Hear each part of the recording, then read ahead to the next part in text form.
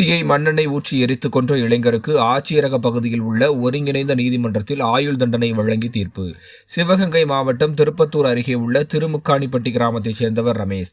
இவர் வெளிநாட்டில் வேலை செய்து வந்தபோது அதே கிராமத்தில் வசித்து வரும் தனது சித்தியிடம் பணம் கொடுக்கல் வாங்கலில் ஈடுபட்டு வந்ததாக கூறப்படுகிறது.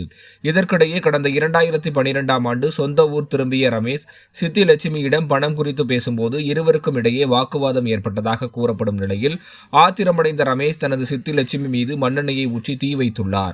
இதில் படுகாயமடைந்த லட்சுமி சிவகங்கை அரசு மருத்துவக் கல்லூரி மருத்துவமனையில் முதலுதவி அளிக்கப்பட்டு மதுரை அரசு ராஜாஜி மருத்துவமனைக்கு மேல் சிகிச்சைக்காக சென்ற நிலையில் அங்கு சிகிச்சை பலனின்றி உயிரிழந்துள்ளார்.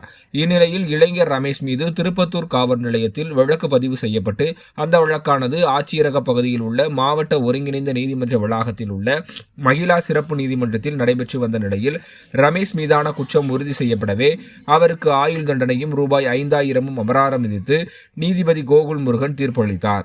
சித்தியை மண்ணெண்ணெய் ஊற்றி எரித்துக் கொன்ற இளைஞருக்கு ஆயுள் தண்டனையும் 5000 ரூபாய் அபராதமும் விதித்து மகிழா நீதிமன்றம் தீர்ப்பளித்த சம்பவம் இன்று மாலை சுமார் 6 மணி அளவில் பெரும் பரபரப்பை ஏற்படுத்தியுள்ளது.